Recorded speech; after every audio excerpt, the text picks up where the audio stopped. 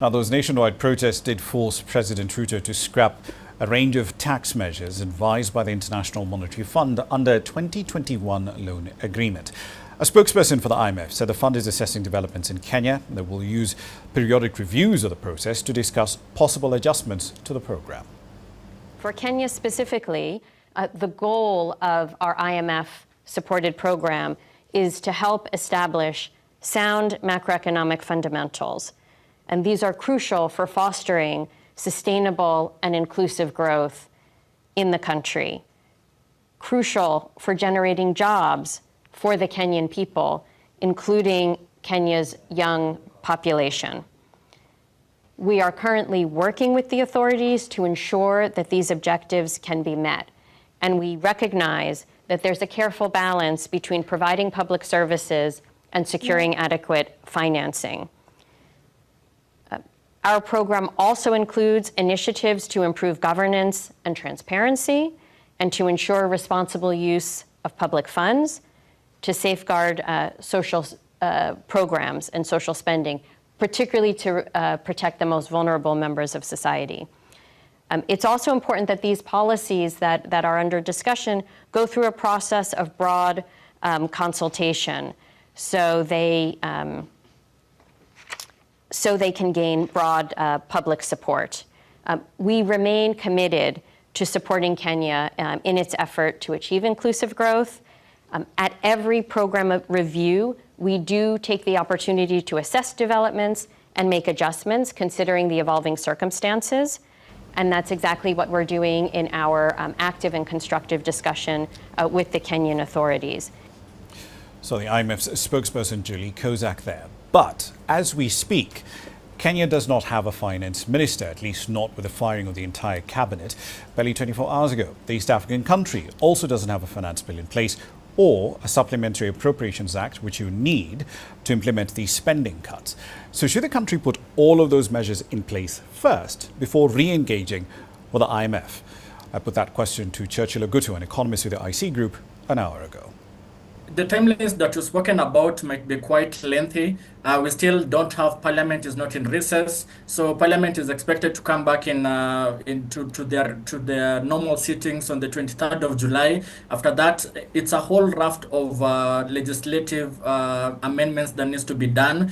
First of all, they need to approve the presidential memo that shelves the finance bill.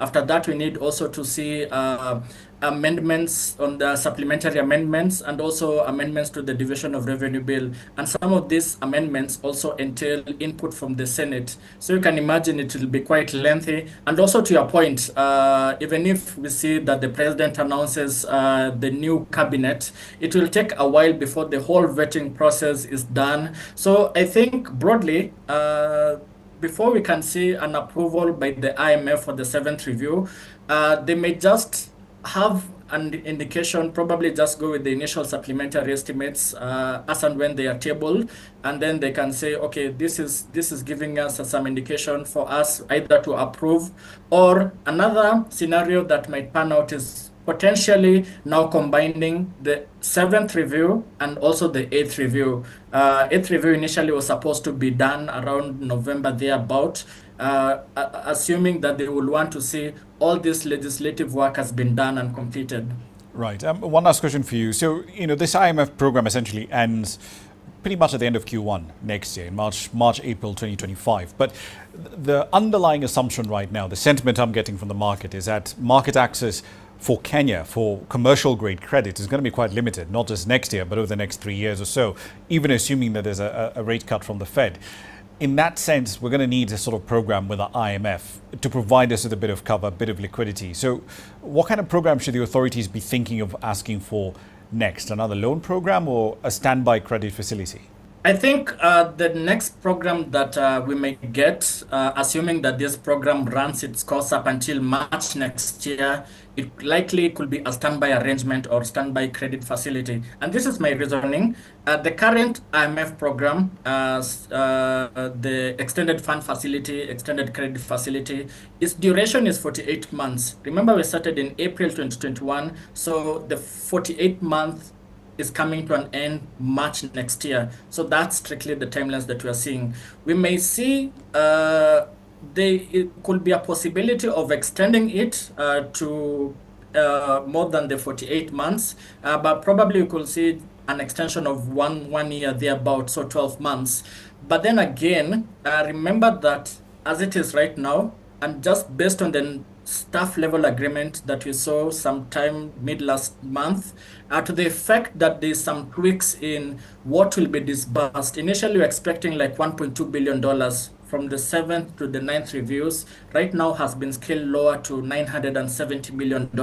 And the impact of that is basically Kenya, the amount of disbursements in the current program and also the rapid credit facility. This one we got right at the beginning of COVID-19. So that now gives Kenya the maximum access you can get under normal access. So that's 600% to its quota. So the import of the 7th review or the SLA that we saw is that initially, after the augmentation that you saw in January, we had slightly exceeded the 600% limit. So now it's a scale back to 600%, bang on the mark. So I'm seeing that an extension, probably they may just work around the disbursements that are due so that we ensure that Kenya still remains within the 600% limit. Or in the event that we get the disbursements as it is right now, the $970 million that is still outstanding, what will now come in will be just a standby arrangement in the event that there could be some fiscal issues in the next, say, 18 months after March next year.